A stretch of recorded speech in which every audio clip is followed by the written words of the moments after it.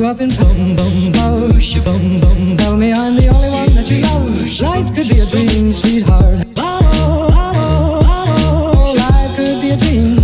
And I ding dong, plans would come true.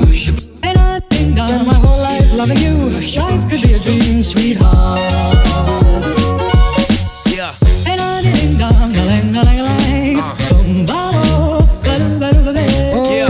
And I ding dong, lang, lang, lang, boom, boom, ba-dum, ba-dum, ba-dum. Oh, life and I ding dong. If I could take you up and boom, boom, bosh, boom, boom. Tell me I'm the only one that you love. Life could be a dream, sweetheart. Life could be a dream. Hey guys, welcome back to my channel. Guess what? I'm currently in Lanzhou. I have a week off from myself to travel to Lanzhou and Xining. That's why you've seen the snippets of my journey from Minchuan to Lanzhou. So currently I am in my second hostel because I had to switch my first hostel because of the fact that it was too dirty. Of course, because I chose the cheapest one. What can I expect? However, today I would like to answer some of your questions. I have received over 30 questions and I think I would like to separate that question and answer session into several videos. First of all, shout out to Khan Sharif. Anyway, so I have gathered my list, gathered the question on my list, and I have found that several questions are related to travel questions. I think I would try to start from there for this specific video to actually only answers to questions that relates to my travel. The first question is that how do you keep yourself safe when traveling alone in foreign countries? How do I keep myself safe? Basically, as naive as it sounds, you rely so much on your sense of awareness and intuition, because a lot of the times as solo female travelers, it's hard for you to actually to be safe 100% all the time, because you have to know that as a female there is some kind of still like safety issue that you need to pay attention to, and you're a lot more fragile and a lot more vulnerable to the situation where is it very foreign for you. Always dress modestly. It's just to keep that, trying to blend in with the locals. Keep smiling. It really helps, even though that the society probably is not the most warmest or anything like that, but yeah, keep trying to do that. It helps a lot. And the next question, do you carry a lot of makeup? For me, it's not a lot, but for some people who don't love makeup, I think it's a lot. But it's important for me to keep that sense of routine when I was traveling, as in like long-term traveling. If you hear a lot of Chinese people talking in the background, please don't mind about that. Anyway, the second one is any plans to travel to outside of Asia? Definitely, but my current obsession, not really obsession, but I really would like to visit Central Asia. The third question, are you gonna travel more in the future? The thing with my current work situation is that I can't do that. I'm very grateful I have a week off, so it's not so much about how like long-term traveling, like how I did, how I used to do, but I think I still will always maximize the time that I have to really travel, even though that now I'm competing with time, and that means a lot more cost will come into that, you know what I mean? If you're traveling for a short period of time, you're actually wasting a lot of money. Your expenses will be a lot more because of the fact that you are competing with time. Someone is wanting to say hi. Fourth question is that who inspire you? How do you stay motivated? I don't know. Actually, I don't know. I would usually exchange stories with the traveler that I've met throughout my journey, couchsurfers that I've met, that I've stayed with. That's usually where you get the sense of motivation, because then you hear from the first-hand story, you know, like a person who is also doing it. And so it feels a lot more normal and attainable for you. What is your bittersweet moment when you are traveling that you will never forget for your entire life? There's so many things that I think it's really bittersweet, but long-term traveling specifically is something that changed me tremendously in the way that how I see my life and how I become a lot more perseverance, how I become a lot my mental resistance and persistence are so much more improved, because a lot of the times you hate traveling. You have no idea. A lot of the times I hate traveling. Back then when I was traveling solo for, I think it was already 5 months on the road. It was hard because sometimes you miss that sense of normality in your life. You miss your own bed. You miss that clean bed sheet, a really nice and soft pillow, soft bed.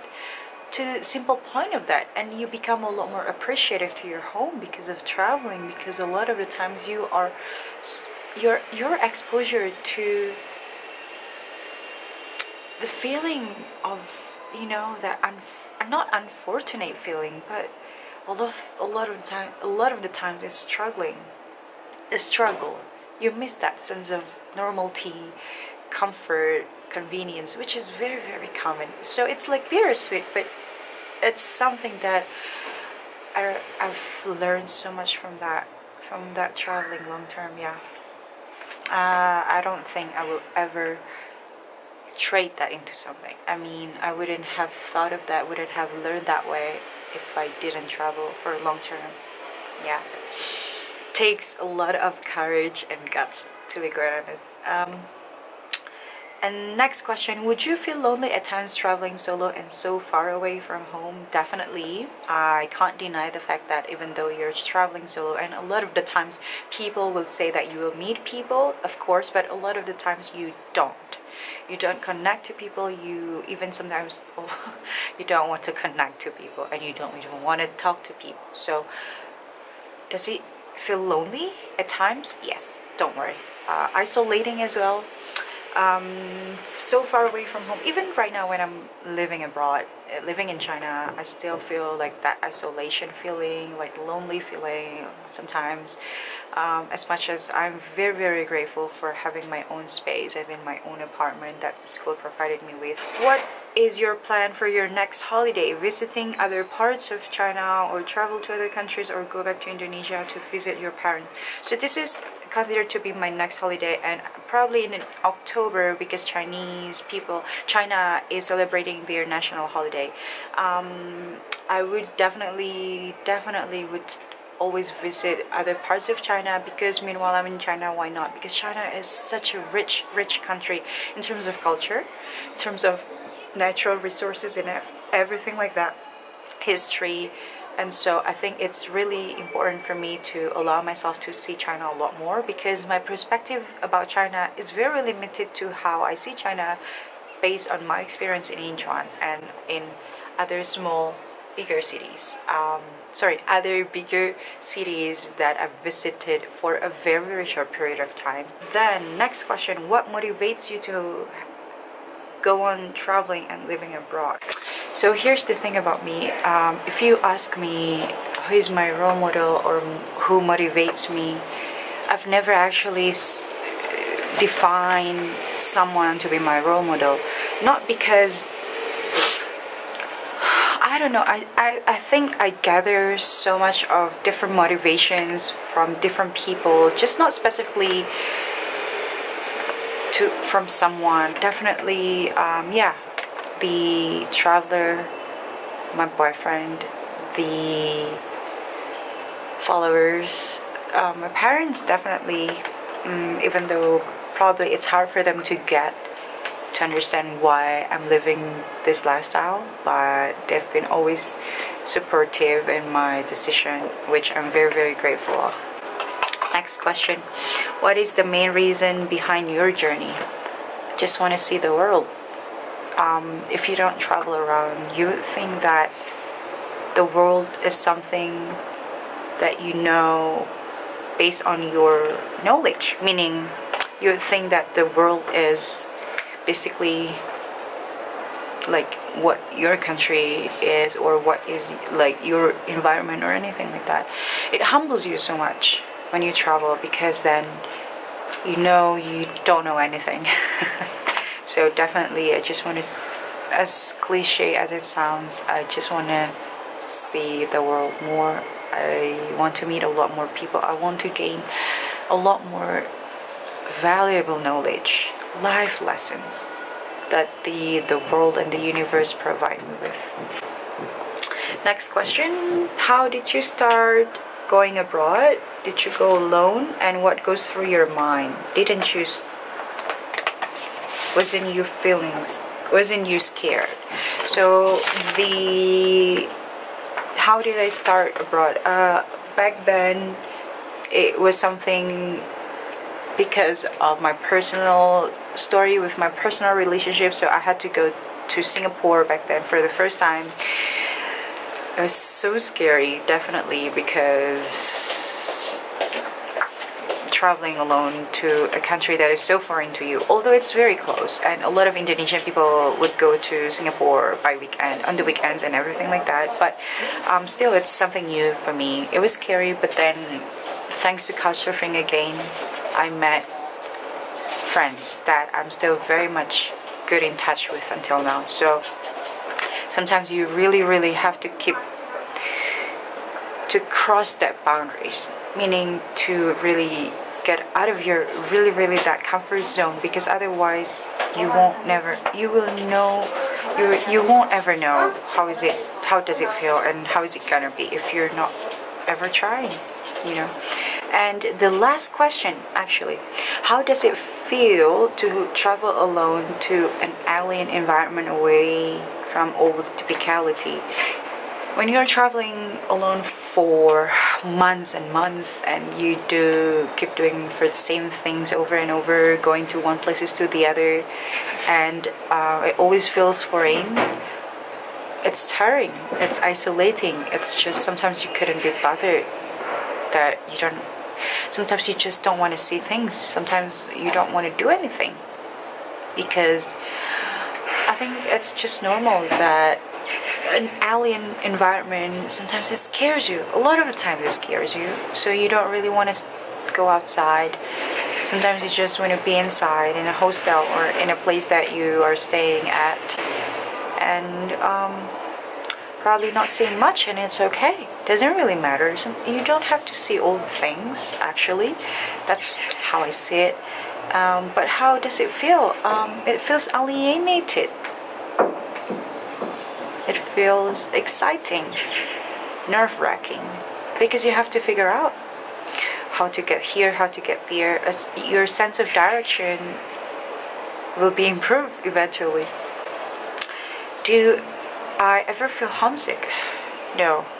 I think, as bad as it sounds, I'm not that type of person who get homesick, because I've always wanted to try this. I've always wanted to try to live abroad, to travel abroad since high school, so that the drive kept me motivated.